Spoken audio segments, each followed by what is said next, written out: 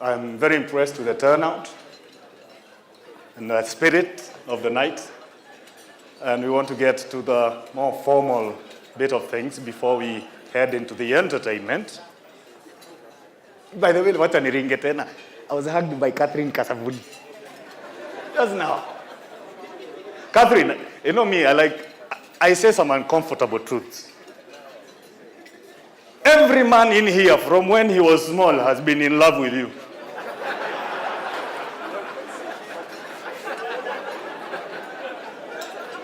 Everything, mutu moja simama ukane.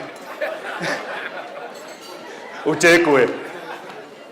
I'd like to thank the partners who have made this night possible. This is Safaricom Limited, the East African Intercontinental Hotel for this beautiful venue,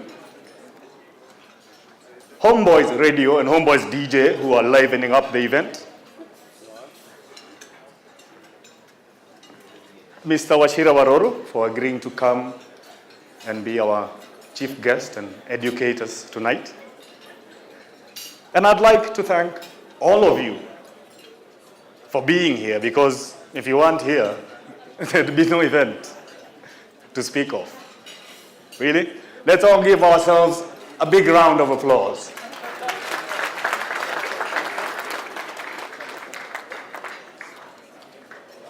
At this point, I'd like to invite the CEO of Marketing Africa, Mr. William Kalombo, to say a few words.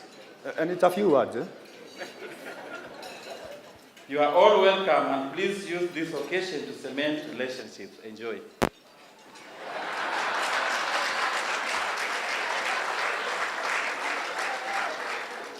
Next, I'd like to call upon a good friend of mine and a supermarketer, Mr. Frank Miner, to say a few words about Marketing Africa. Because Mr. Kalombo, okay. Okay, I said it's very hard to say anything negative about Marketing Africa because Kalombo is my friend. So you may be advised to take everything with a pinch of truth. However, the reason Kalombo has asked me to stand here is because in the last 1 month, I have been given a new responsibility, which has been to spell check Marketing Africa magazine. I know I haven't done a very good job as far as that is concerned. Keep me honest with my Zoom web so often. But I would like to ask you to all send in your articles, send in your suggestions, keep us as good as we'd like to be, and as usual, as always, educate us about the issues in marketing that as often as you have, or as you will, and as often as you can. Thank you very much and enjoy your evening. Okay. Good evening, everybody. My job is very, very simple. I'm going to introduce a very good friend of mine who is going to talk to you tonight. He is very close to me, and therefore I'll not be able to say anything negative about him. But the rest, he will tell you himself.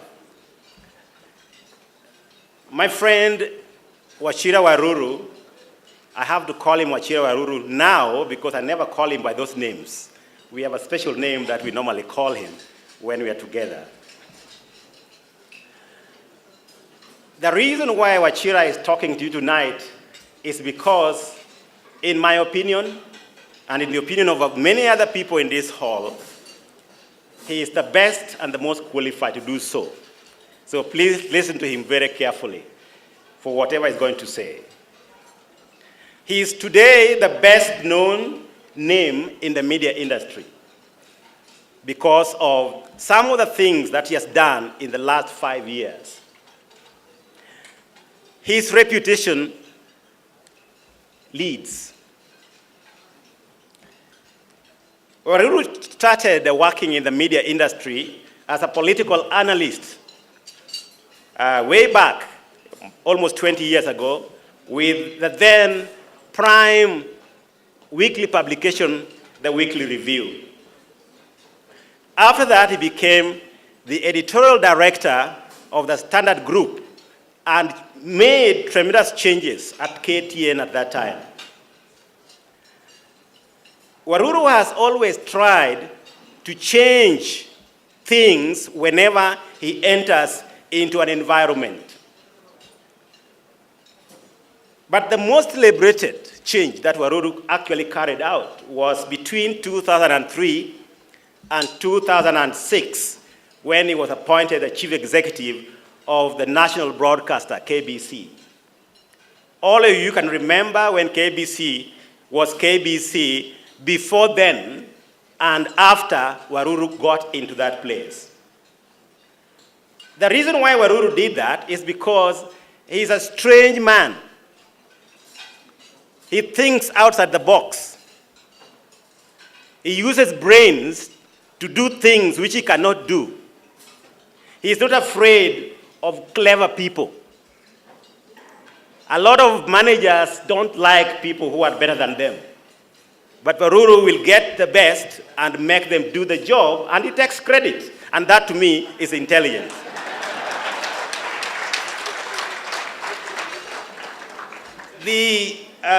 Right now, after Waruru had a stint of 3 years at the KBC, all of you understand how he left KBC. It was fairly controversial. He never leaves quietly. He leaves with a lot of noise, so that when he goes there, something has to happen again so that he carries on with the tradition. And the tradition that he took over to Royal Media, all of you can now understand. If you doubt what I'm saying, refer to Stedman and Associates. They will give you the figures, because that's what they have. Now, finally, just the other day, when Kenya government saw the light and decided to give power to the media by forming the media council, Waruru was unanimously elected chairman of the Media Council of Kenya by all media houses. Why didn't you clap for him? How many of you have succeeded with that? And that's why I was trying to tell you from the beginning that this is the guy, the best one to talk to you tonight, because he has done everything right all his life. Mr. Waruru, please come over and talk to your audience. The topic I've been asked to discuss today is about marketing in a fast-changing broadcasting environment. And the angle I'm going to take requires that I lump broadcasters and marketers together. I am lumping us together because despite all the good work that we are doing, there's a debate going on right now, rather quietly, that puts both marketers and broadcasters on the spot together. The debate arises from the theory as so elitist and out of touch with reality that we are actually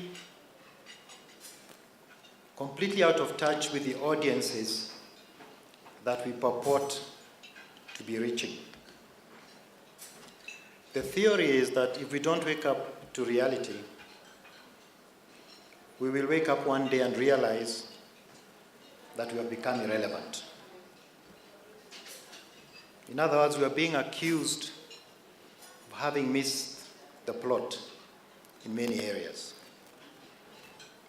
That is a rather extreme view, and it's easy to dismiss.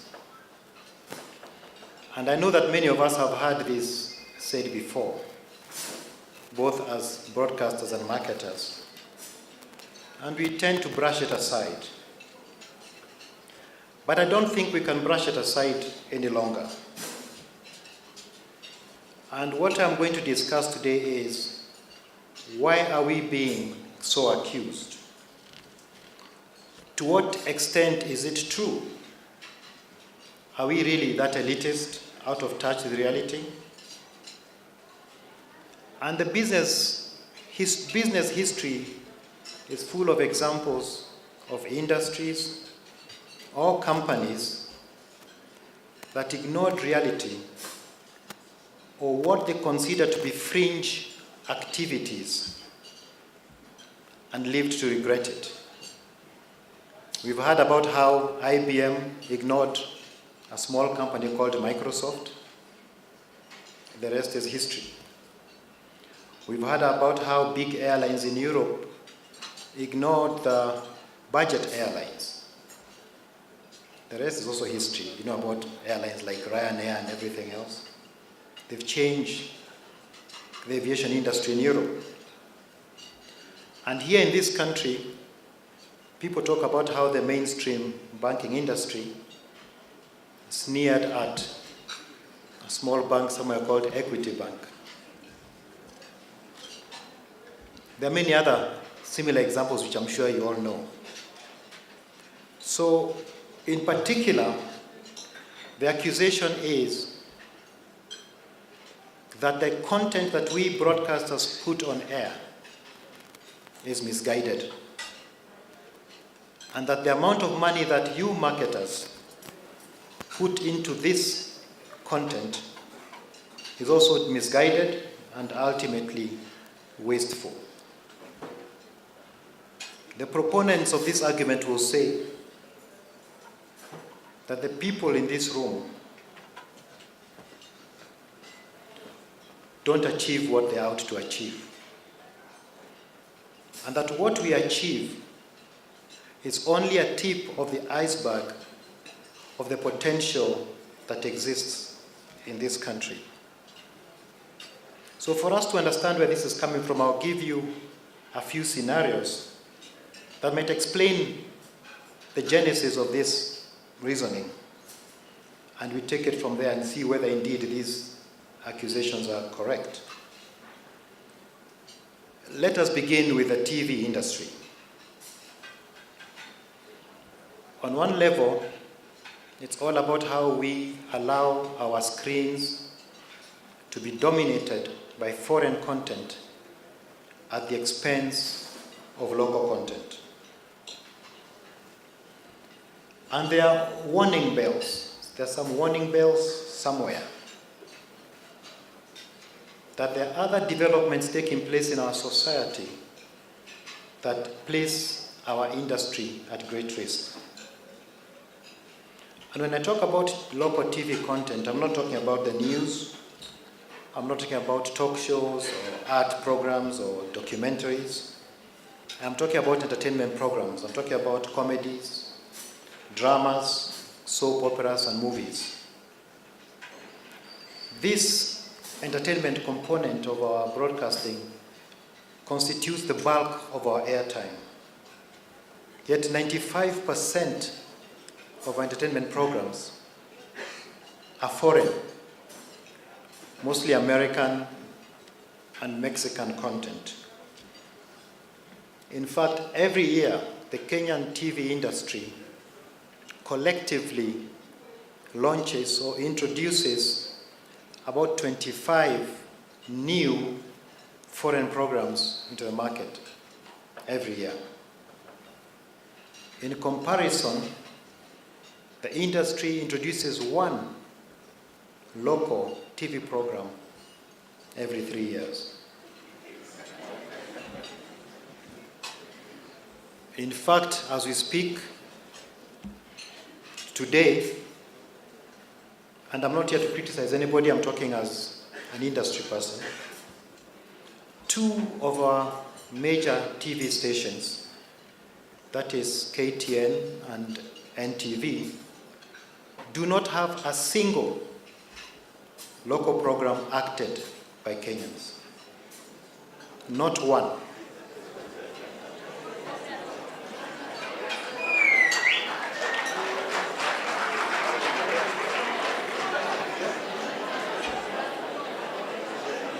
May I have your attention, please?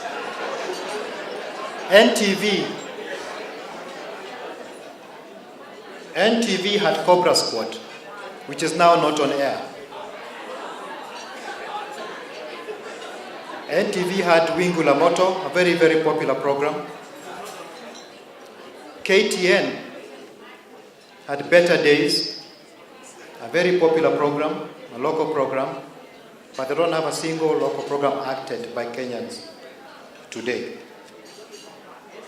Mind you, there's nothing wrong with foreign programs.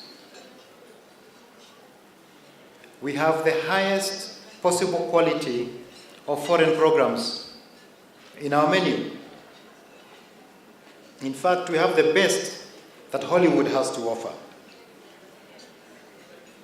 But these are mostly American stories,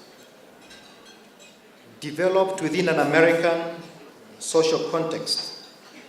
They tell American stories. The American sitcoms and comedies we have on air, including on our station, are about Americans laughing about themselves. So what does it mean? Does it mean that we have no stories of our own to tell? Does it mean that our lives, people in this room, are so boring that no stories can be written about us? And why are we in this situation? Despite the fact that research after research shows the popularity of local content, we broadcasters have continued to give excuses for why our TV screens are dominated by foreign content. At one level, it's all about business. Foreign programs are many more times cheaper than local programs, which is true. An average American soap opera or American sitcom will cost an average of $300 for a half-hour episode. That's about 20,000 shillings. And this is possible because the economies of scale. These are programs that are sold to thousands of television stations around the world. So they can afford to sell them at that price. Not to mention that the programs we sell are often 5 years old. However, whereas it will cost us 20,000 shillings or 30,000 shillings to import a foreign program, take it off the shelf, an average good quality local program will cost us 300,000 shillings. So if I buy a Mexican soap for 30,000 shillings, and the market, I think there are no secrets about rates here, the sponsorship for that program will be between 300 and 400,000 shillings for that half hour. That's how much you'll pay me to sponsor a half-hour sitcom. So out of that half hour, I, the broadcaster, will make a clean 380,000 shillings, which is good. It's business. After all, our sales staff meet their targets, they get their commissions, the management looks good before the board, and we all announce nice profits at our AGM. In any case, who's complaining? Mexican soaps are popular. So as you can see, the main reason we give for this state of affairs is a business reason. Very straightforward. It is cheaper and more profitable to have foreign content. But is that the only reason? And this brings me to the earlier remark and the accusation that this is not so much a business problem, but a social problem. That we, the marketers and broadcasters, live in a world of our own, that we choose content based on our own elitist tastes, our own snob values, that we choose programs for ourselves and not for the wider public.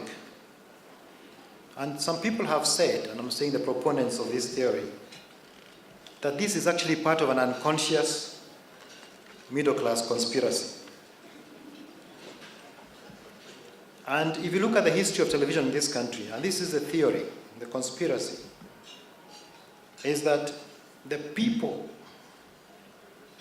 at KTN and NTV and at Citizen TV who are in charge of programs, who make programming decisions, are very sophisticated middle-class Kenyans. And the people who make advertising decisions in the corporate world, such as those here today, are equally sophisticated middle-class Kenyans. And the same applies to those people who work in ad agencies. And, so the theory says, these are all people who have very little contact with the ordinary Kenyan. And these are the people who make these decisions. There are some people who would like to point out that many of the people in these positions tend to be ladies, not in a derogatory manner, but I don't know if that is important, but also happens to be quite true. So what's the background to this? Let's go back to the earlier days when KTN came on air, ending the monopoly of KBC. I think that was in 1990. KTN was the first private TV station in Kenya, and they made a very good business decision to go up market because KBC was a very mwananchi station. So they went and said, let's introduce some class to TV. And remember, they used to say, KTN changes your life. It was a strategy that worked. It has worked well for KTN to this day. Sophisticated, upmarket TV station. So when KTN took the lead, everyone else followed. Even KBC tried to chase KTN. When NTV came into the market, they went the same way. Sophisticated, upmarket, foreign content. It's Citizen TV. We all followed the same formula. An American sitcom at 7:30, a drama at 8, and something else at 9:30. And all this has something very much to do with how TV programs are acquired. The main forum where TV programs are bought is an event called the MIP TV. It's a huge market. It's held in Cannes, in the south of France. It's a massive market. It brings together all TV producers, all middlemen. The whole world meets in Cannes once a week. In fact, they're meeting next month. And all the buying and selling for the year takes place there. Now, you've all heard about Cannes. Cannes is in the south of France. It's famous for the Cannes Film Festival. The whole of Hollywood descends on Cannes. And the location is deliberate because it's a very sophisticated environment. So if you're going to send somebody to buy you programs in Cannes, you have to send someone sophisticated. You need to send someone who can hobnob, and negotiate with those trendsetters in the south of France. And what they do, because they're competing for business, they compete with each other for clientele. So for that whole week that Cannes is on, there are cocktails and dinners and all sorts of things and gifts throughout the week. So of course you have to send someone who knows how to behave at a cocktail.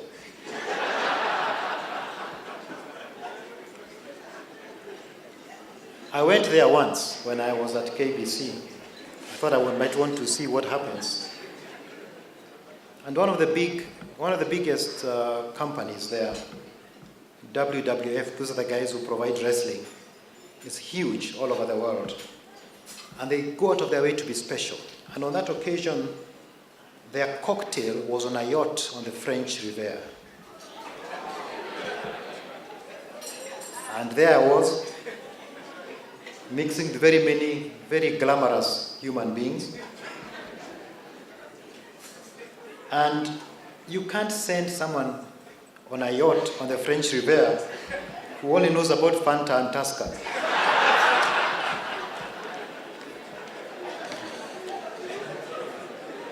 You need someone who knows how to break a lobster. And not only break it, know what to eat and what to leave. Now, given that profile of that individual, what is that person likely to buy when they go to the market? The answer is in our programming schedule. If you look up at our programming schedules in the newspaper and then search the internet, you will find that Kenyan TV has a lot of programs that are in the top 10 on US television. We are very much up to date with the US market, and we have some of the best quality programs globally on our TV.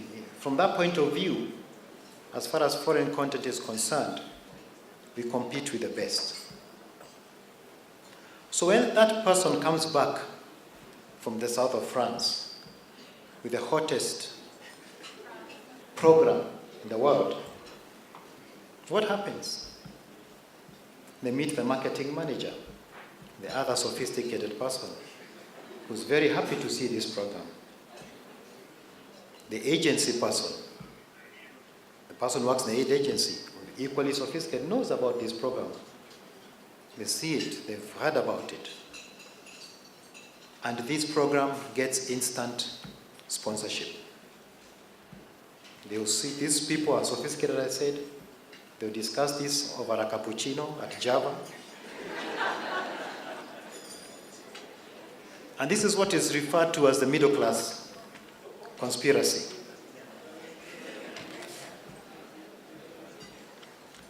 That is why, according to this conspiracy,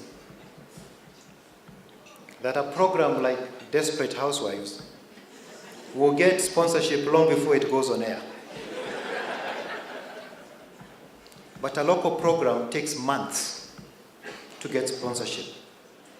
That is despite the fact that Stedman after Stedman after Stedman shows the local programs are the most popular.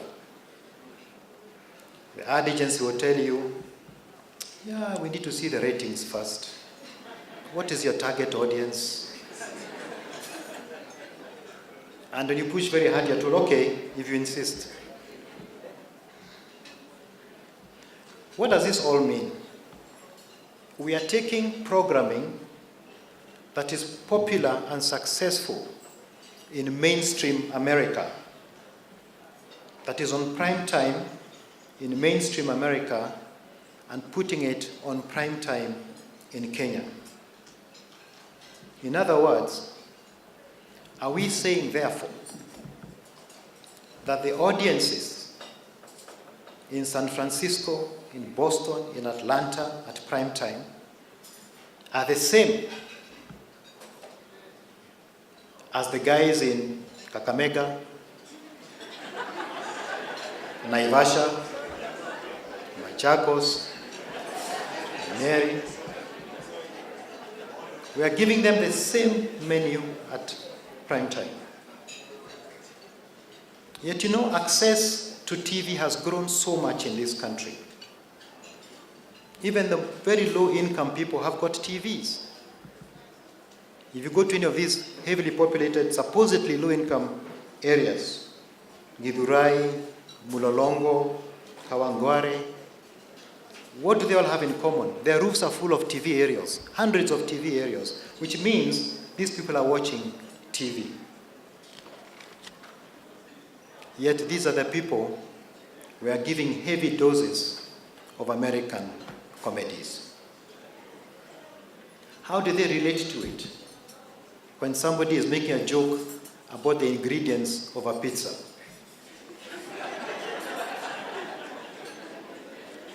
I remember once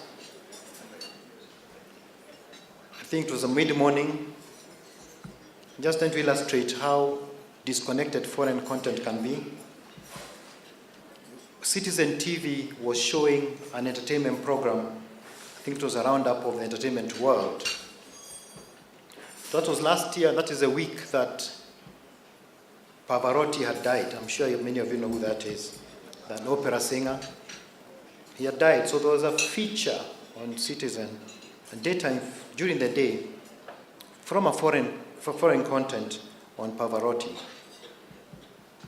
And I got a call from my brother deep in the village, and he was telling me he was sitting in a small village joint, and there was a TV, and they were watching Citizen, and there was this Pavarotti thing. And you know how those people sing, they hold a note for very long, and there was some guy sitting behind him, and he was listening to their conversation. And as Pavarotti was belting away, the guy asked his friend, "What's wrong with that man?"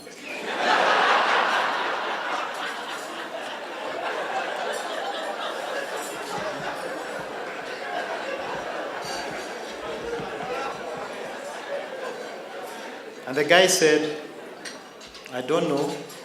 He looks like he's crying." His friend said, "No, but he looks like he's in pain. What does he just throw up once and for all?" And that illustrated to me the extent to which we are out of touch. Why was I showing Pavarotti on our screen? And this is not just about the low-income people. People can act sophisticated sometimes, but they're not necessarily in touch with what's happening in the United States and other places. I think it was 2 years ago or last year, I'm not sure, when the US Vice President Dick Cheney shot somebody. By mistake, we went hunting and he shot an old man, a lawyer.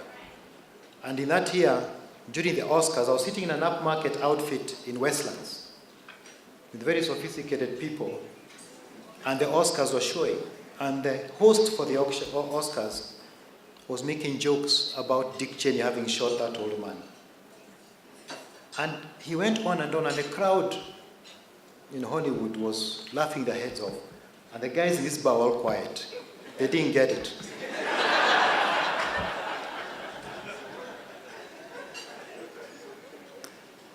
Yet these are all sophisticated types. But they could not relate with the Dick Cheney joke. Excuse me.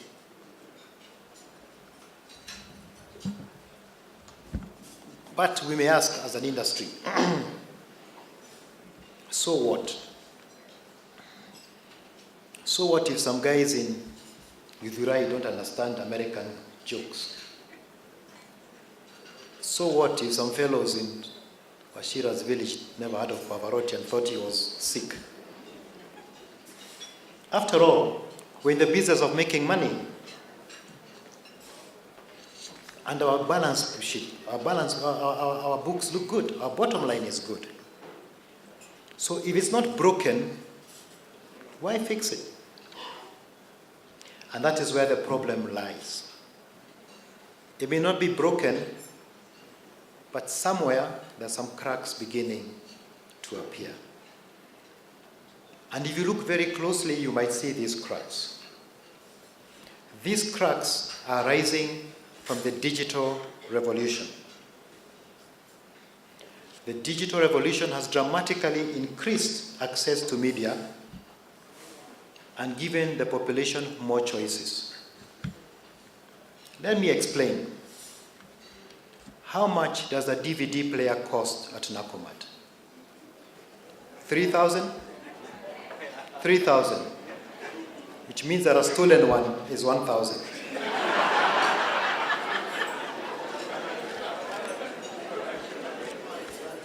What does a digital camera cost at Ibrahim's?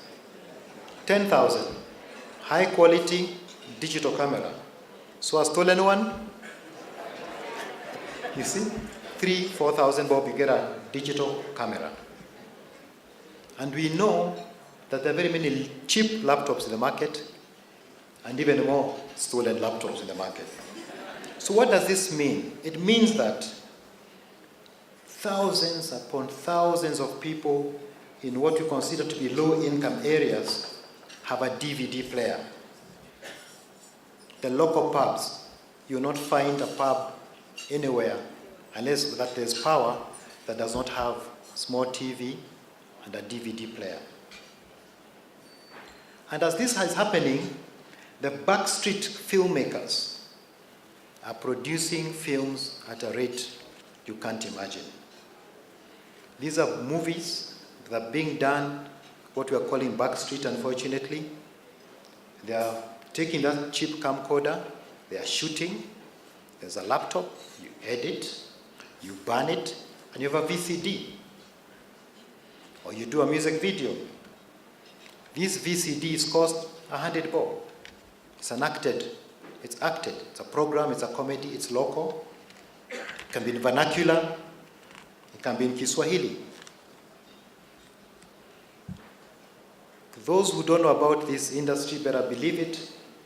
It's a massive, massive industry. It's very elaborate and very efficient. There are two companies in River Road. One is called Duty One Stop. Whatever that means. There's another one called Shalom. Some people have a Shalom. And these people are taking out and churning out VCDs at a shocking rate. They're all comedy. People sit in a room and just start talking. But they're talking in Kikuyu, they're talking in Luo, they're talking in other languages. They're hugely, hugely entertaining. There's even a very elaborate transport system. Those things come out of Duty One Stop onto Molo Line, and they spread out very quickly. Because of the low cost, the 100 shillings, there's very little piracy. And you know that is the Nigerian model. Make it cheap, let it flow quickly, why pirate?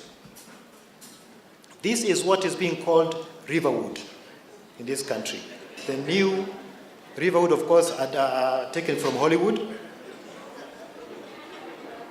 It is a very big industry.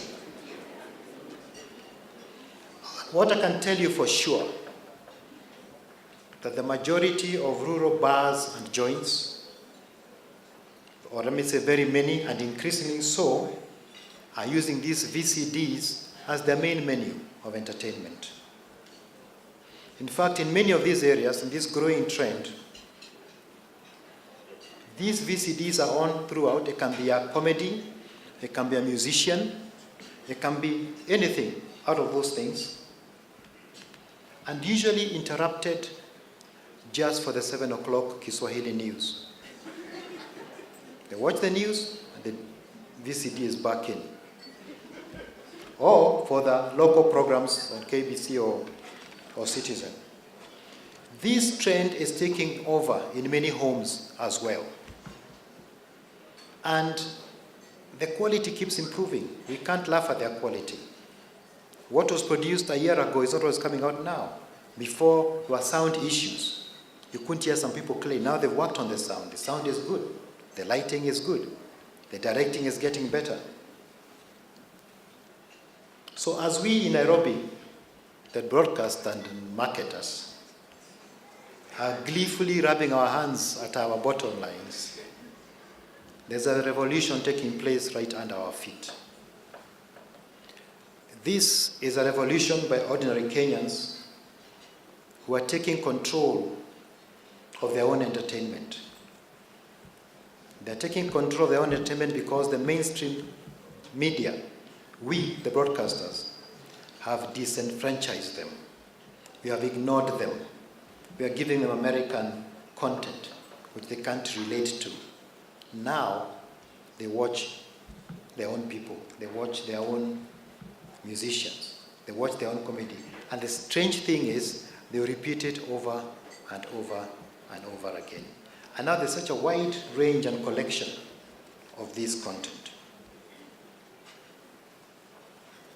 And because we, the people in this room and in my industry, never go beyond Tomboya Street, we have no idea that this is going on.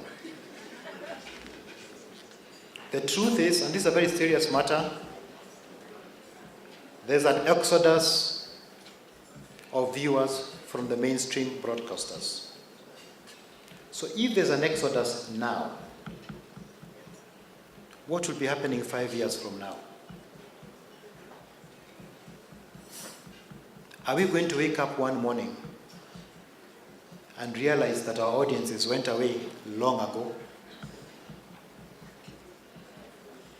But if you think that this exodus affects only, or rather the exodus from the main broadcasters is affecting only the low-income viewers through cheap VCDs, you are wrong.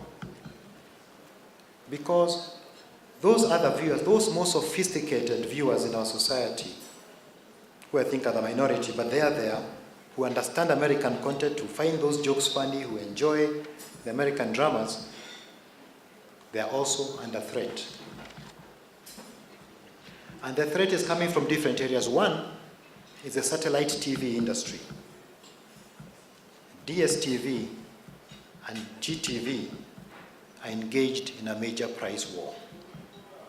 And what they've done, they are dramatically increasing the access of more Kenyans to pay TV. Easy Pay, which is the new package by DSTV, is now costing 200 bob a month. 200 shillings a month to have DSTV in your house. What does this mean?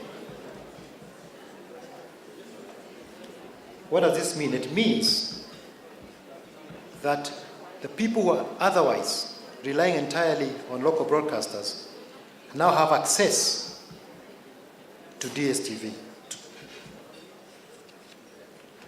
And do you think that GTV will just sit back and allow DSTV to run away with it? Of course not. They will also get involved in the price war. And in a very, very short time, these services will be available very widely. It's the same thing that happened with mobile phones. At the very beginning, they held out and got all the money for the people who had the money.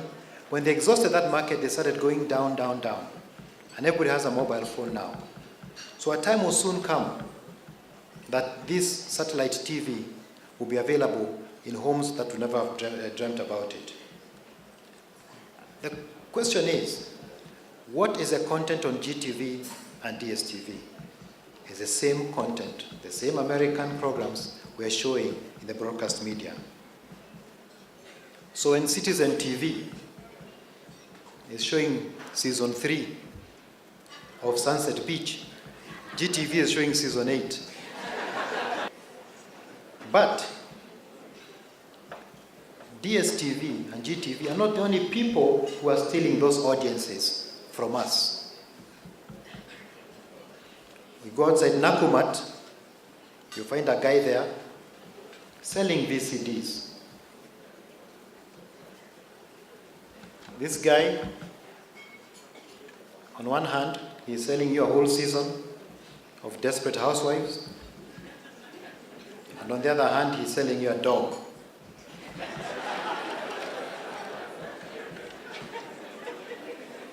We're talking about access. These things are getting readily available. Yet we, the mainstream broadcasters, are continuing to insist on foreign content. This revolution is a revolution we've allowed to happen. The problem is, we can't stop it now. It's too late. We cannot stop this revolution. In my view, the only way is to join it. We have to find ways of mainstreaming Riverwood.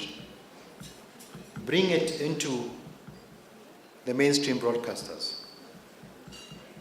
Why can't I show a Luo movie on Citizen TV with English subtitles?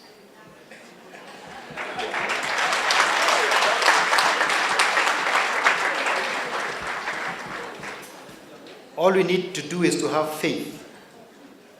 Join the revolution, join the masses.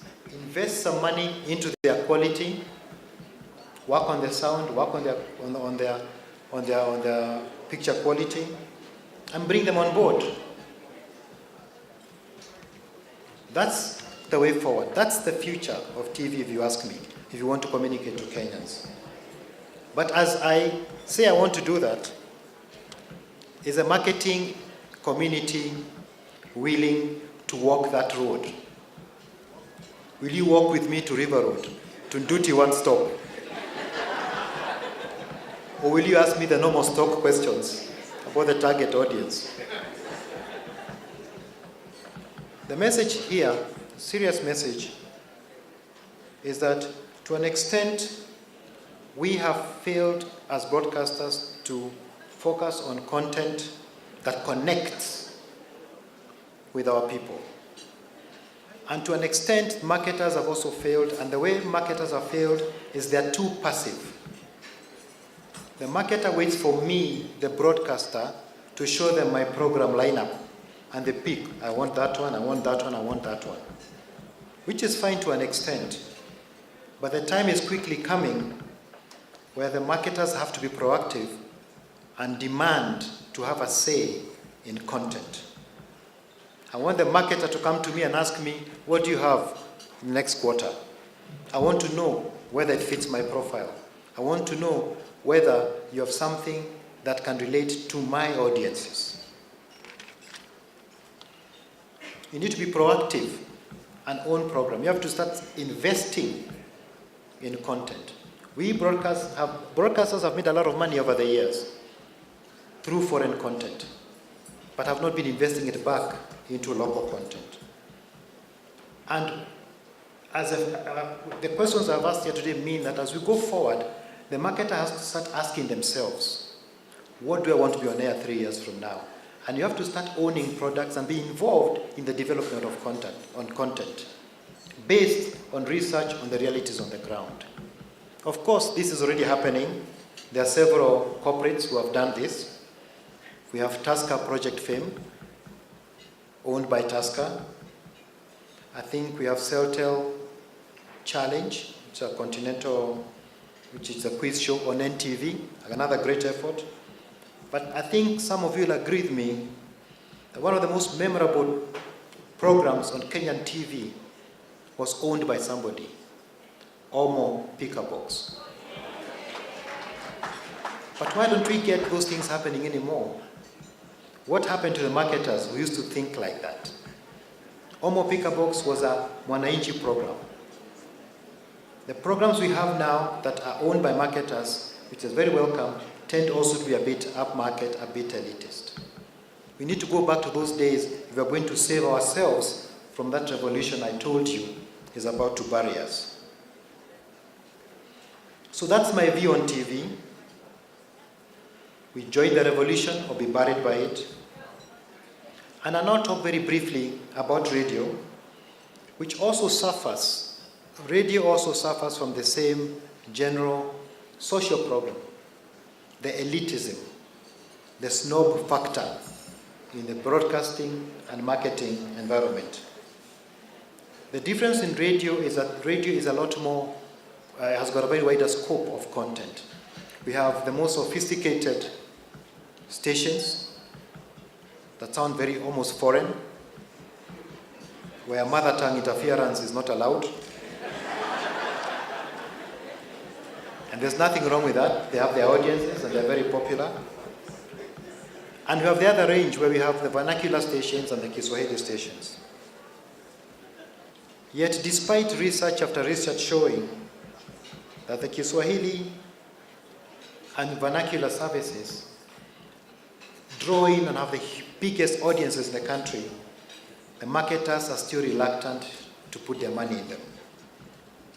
The same old story that the marketers and advertisers put their money in the stations that they listen to themselves, not where their audiences are.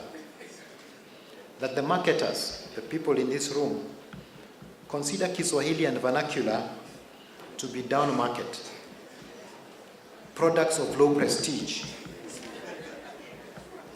How do you advertise in a station whose name you can't even pronounce.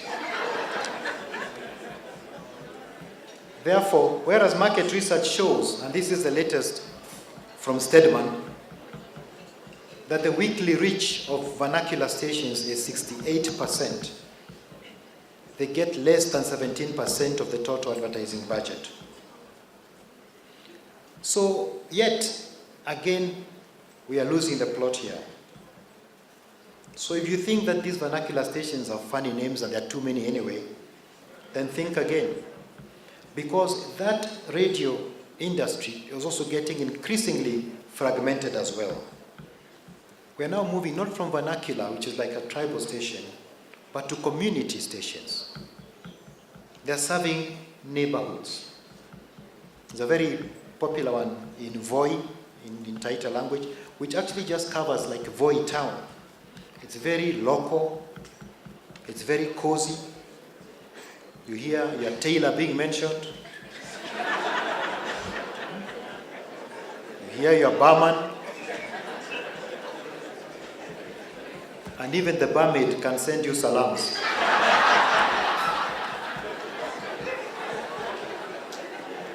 So, if the marketers do not pay attention to these trends, we run a very high risk. I'll give you a good example of what this fragmentation means. The Royal Media Group, as you know, has got many vernacular stations, one of which is called Mulembe FM. It has its fans, as you can see. Mulembe is a Luya language station, but we've been having issues with it because we are told the dialect is not right for some people. The Luyas have many dialects. And the biggest communities within the Luya, from what I'm told, the Bukusu and the Maragoli.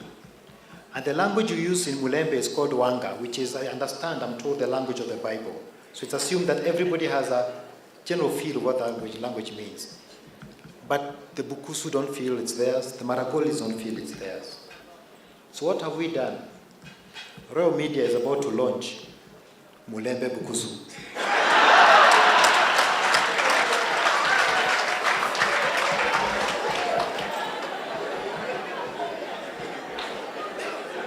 We are also about to launch Mulembe Maragoli.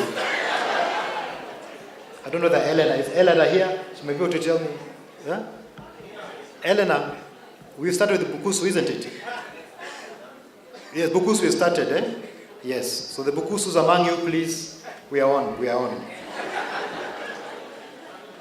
So that is only the beginning, and the fragmentation will continue. So if that's what we are doing now, if I've got Mulembe Bukusu and Mulembe Maragoli, where will I be 5 years from now, 10 years from now?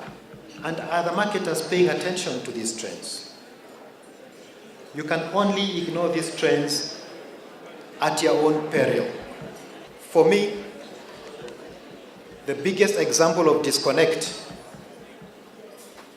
between the marketing world and reality is those so-called ethnic or cultural nights that take place at Carnival. The marketers in this room, when we ask them for advertising for the vernacular stations, they don't want to. They think vernaculars are, as I said, down market, low esteem. But what do you see when you go to Mugithi night, Kililimbi night, Ramogi night, Mulembe night? Who goes there? Is it villagers in bicycles?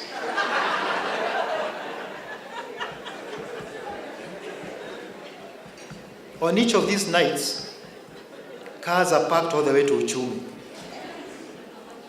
Very big cars. And how do these people spend their money when they're inside Carnival? They spend a lot of money. They buy whiskey by the bottle. This is the cream of society. And they're not just attending an event. They're feeling good about it. They're enjoying themselves thoroughly and in very high spirits. Isn't this a captive market? Where else do you see distinguished executives throwing all caution to the wind, jumping on tables, and singing along. Yet, guess what? The majority of these events are not sponsored. The majority, I said, are not sponsored. In fact, I remember the last one I went to was the Ramogil night last year. The place was packed to capacity. It was a fantastic atmosphere in the air. And I don't think I've ever witnessed a moment as electrifying as when Tony Nyadundo hit the stage. That's the point at which my Luo friends abandoned me.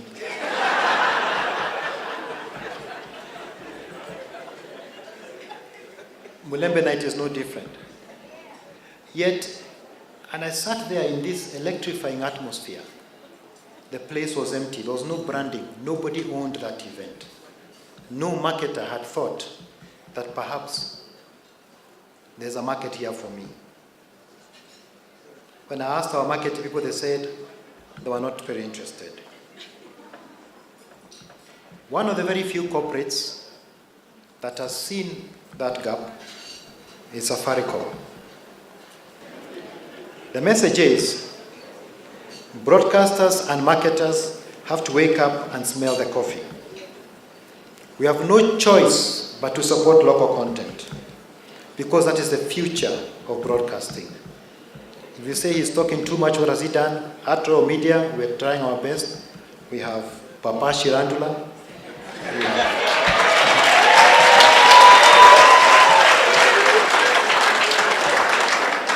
We have Mwala, we have Tahidi High. And these programs arise from a realization or acknowledgement of this reality. And there are many more in the pipeline. So if we do not develop our own, we are going to be wiped out by this revolution. Let us support our local content. Thank you very much. Just a few, 5 or 6 questions. Anybody with a question? My question is really about, basically about the content that you gave us. And what you said that the cost of getting foreign production and getting foreign content and the cost of local production.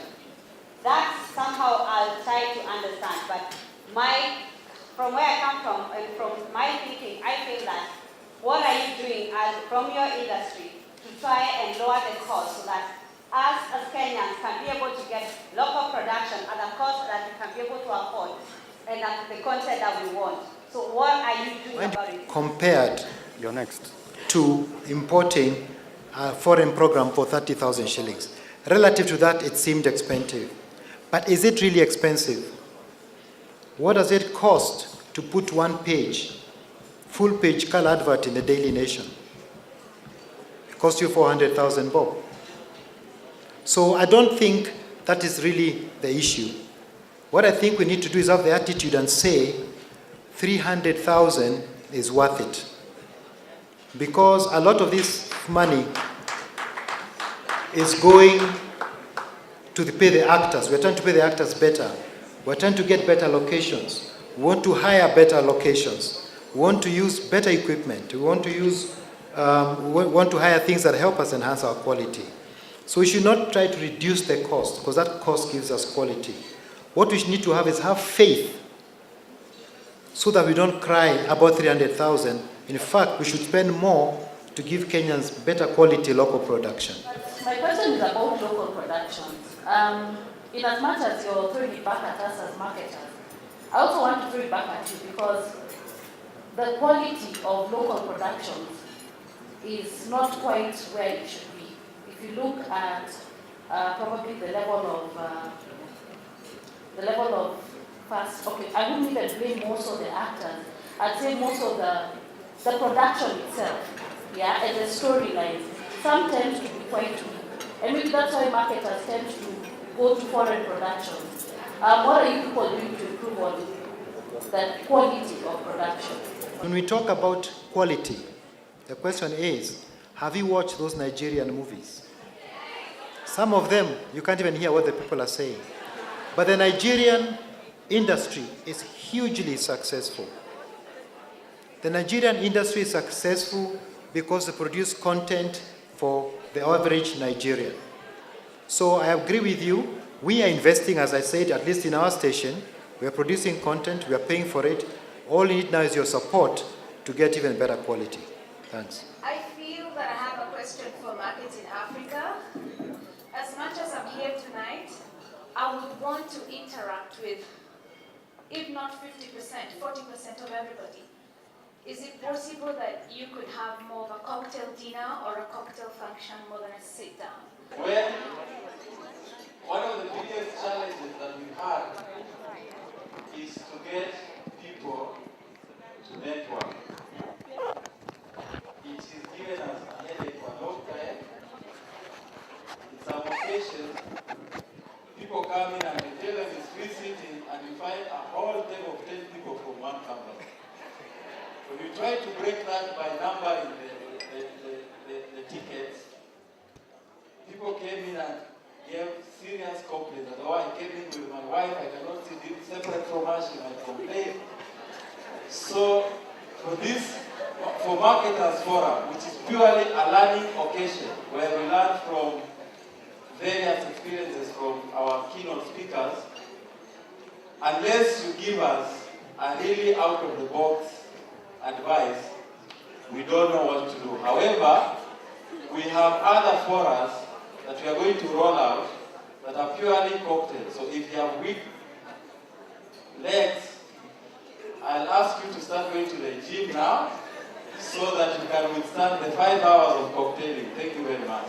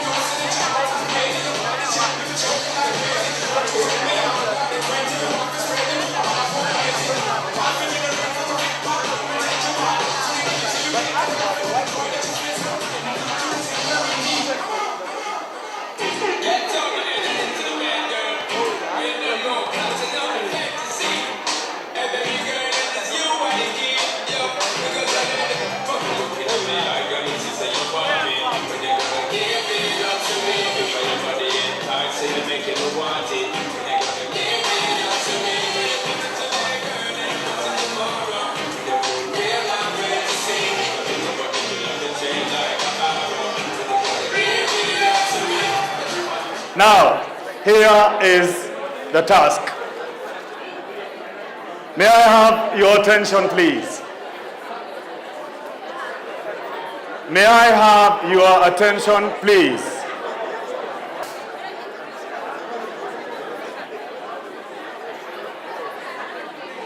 DJ,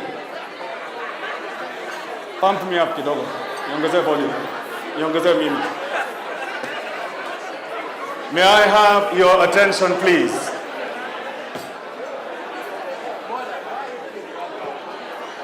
Ladies and gentlemen, may I have your attention, please? Lend me your your ears.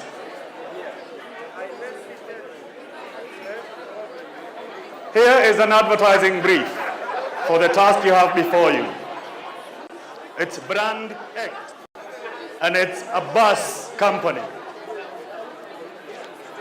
The product is a new bus company yet to be launched.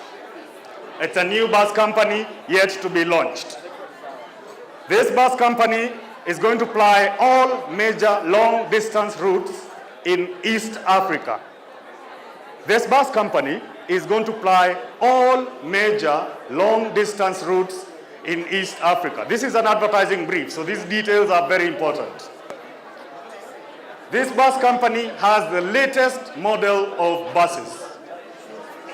The latest model of buses. And on this company, you board that bus, you get a welcome snack. There is a welcome snack on boarding. On these long distance routes, there are regular sightseeing stops. There are regular sightseeing stops. And on this bus company, there is no dereva simamisha nataka kuendesha. No, there are in-bus cloakrooms. There are in-bus cloakrooms. Because it's a long distance thing. This bus company will charge only 10% higher fare than normal buses. This bus company will charge 10% higher fare than normal bus companies. I will repeat those details because these are details that are important to Mr. Kalombo. Mr. Kalombo. It's a new bus company yet to be launched. Yeah, number two, it is to ply all major long distance routes in East Africa. This bus company has the latest model of buses. I'm giving you the details that will help you to complete the task. There is a welcome snack on boarding the bus. A welcome snack on boarding the bus. There are regular sightseeing stops. There are regular sightseeing stops. If you're not listening, you won't be able to complete the task. So the ones who are listening, tuendelee. There are in-bus cloakrooms. In-bus cloakrooms. And 10% higher fare than normal buses flying the same routes.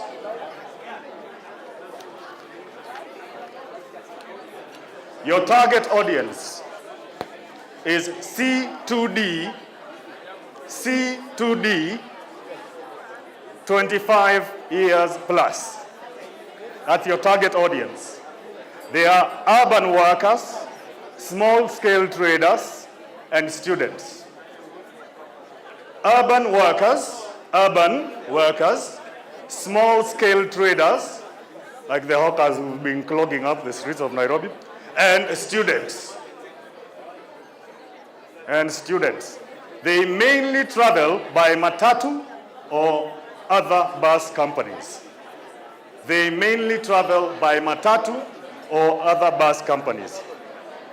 Most are not happy with the services they can afford. Most are not happy with the services they can afford. And they mainly speak Swahili or local language. They are mainly Swahili or local language speakers. That is your target audience. Your target audience, I will repeat, they are C2D, 25 years plus. Yeah? That's the demographic, C2D. You have A, B, C, D, C, C2 and D. There's C1, C2. This is C2D. You have the task before you, create a brand name for the company, create a launch 30-second radio commercial, air the commercial on our PA system. Your peers in the audience will judge the radio commercial you create and determine if your team wins a prize. Had panga, mimi nimeandikwa tu, sijui ni gift bag ngapi, sijui ni umbrella ngapi. And the name you have picked is? And the winner,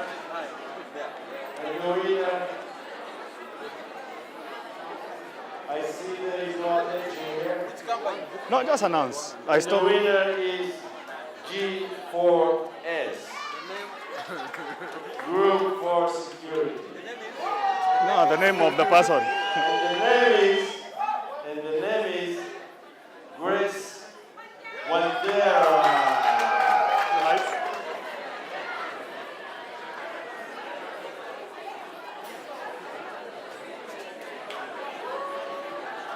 And you can peck Mr. Tias too. He's the one who picked your name. He's the one who picked your name. You have to peck him and give him a big hug. One more. Okay, I think we're going to pick all three that are remaining now to save on time. Pick another one. No, we're just to make it faster. To make it faster.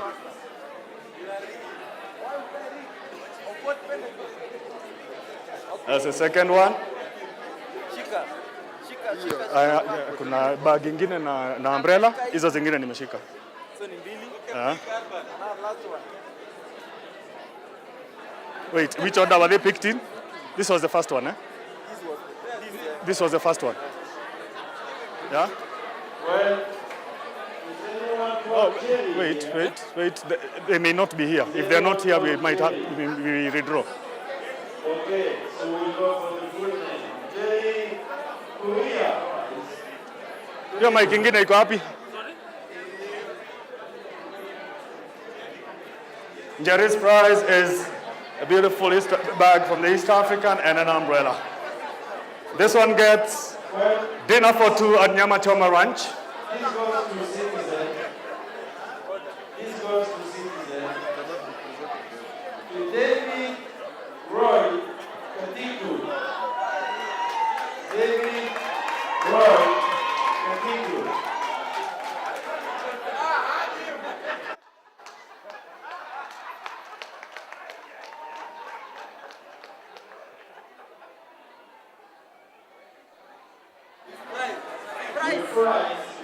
His prize, I am holding it in my hand.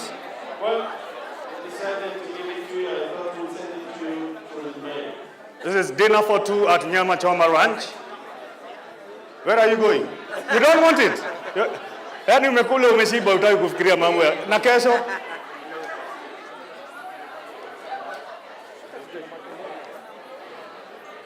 Wait, the prize here is a weekend for two. Huh? 2 nights for two at the Holiday Inn. 2 nights for two at the Holiday Inn. So you better hope that's your card.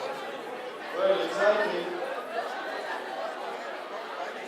And this last one goes to Tropical Group. Mr. Waroro. Mr. Waroro, you could present our main prize. Kalombo wants to start mass action at today's rigging. It is 2 nights for two at Holiday Inn.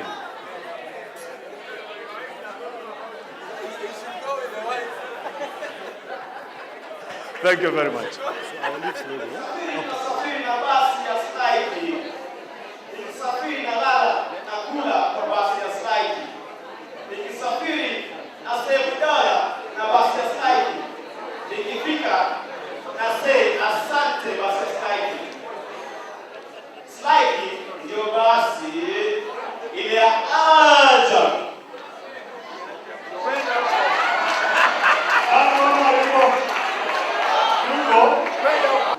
Jina la basi yetu inaitwa Grand Coalition Bus Company.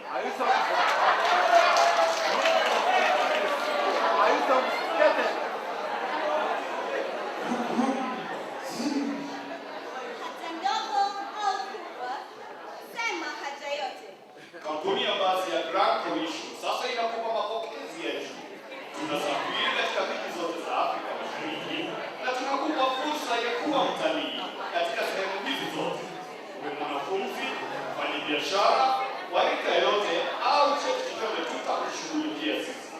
Kwa safari poa, ya zako zote tumeshazitimiza. Safiri na Grand Coalition leo ujienjoy.